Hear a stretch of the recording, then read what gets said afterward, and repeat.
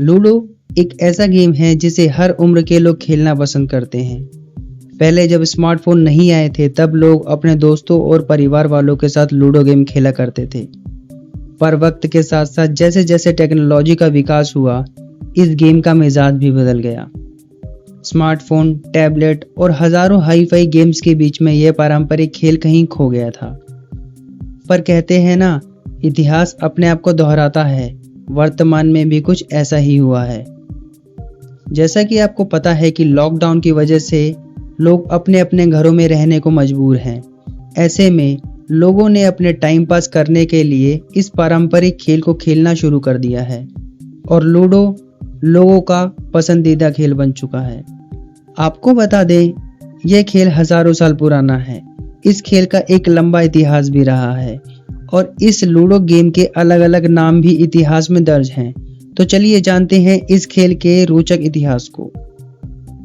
बहुत से पश्चिमी देश ये दावा करते हैं कि लूडो का आविष्कार उन्होंने किया है, परंतु इस खेल का संबंध प्राचीन भारत से है। लूडो एक लैटिन भाषा का शब्द है जिसका मतलब है आई प्ले। यह खेल कई देशों में प्रचलित है और अलग अलग नामों से जाना जाता है।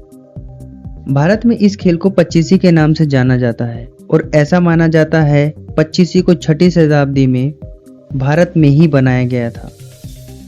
भारत में इस खेल के शुरुआती सबूत एलोरा की गुफाओं पर बने चित्रों के रूप में मिले हैं। यदि हम इस खेल की जड़ों को ढूंढने जाएं तो हमारे सामने आती है पौराणिक महाकाव्य महाभारत की वह घटना जिसमें पांडवों ने द्रौपदी को दांव पर लगा दिया था। लूडो को उस समय पच्चीसी चौपड़ के नाम से जाना जाता था। महाभारत के युद्ध का कारण भी यही खेल था। सिर्फ महाभारत में ही नहीं बल्कि हिंदू पौराणिक कथाओं में भी पच्चीसी का उल्लेख मिलता है। पच्चीसी से संबंधित कई हिंदू देवी देवताओं की कहानियां प्रचलित हैं। एक उदाहरण में श्री कृष्ण यह खेल सत्यभामा के साथ खेलते नजर आए हैं। एक मत तो यह भी है कि कैलाश पर्वत पर माता पार्वती जी शिवजी के साथ यह खेल खेला करती थी। मध्यकालीन इतिहास में पच्चीसी का सबसे बड़ा उल्लेख हमें मिलता है 16वीं सदी में मुगल सल्तनत के सबसे प्रभावशाली राजा अकबर के दरबार में। उन्होंने फतेहपुर सीकरी के दरबार में एक विशाल पच्चीसी के बोर्ड का निर्माण करवाया था। यहाँ वे खेल में अपनी दासियों को प्यादे के रूप में इस्तेमाल करते थे और शानदार तरीके से पच्चीसी के खेल का लुत्फ उठाते थे। इस खेल पर किए गए शोधों के अनुसार यह खेल लगभग 2000 साल से भी ज्यादा पुराना है। केले मैसूर में यह खेल अलग अलग यानी 10 तरीकों से खेला जाता है। तो आप यह अंदाजा लगा सकते हैं कि यह खेल पूरे भारत में कितने तरीकों से खेला जाता होगा। इस खेल के लगभग 15 से 20 अलग अलग नाम हैं।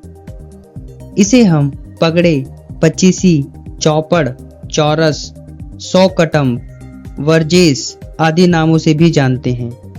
पच्चीसी में आमतौर पर 4 खिलाड़ी खेलते हैं, परंतु दक्षिण के राजा की बदौलत इस खेल में कई बदलाव भी आए।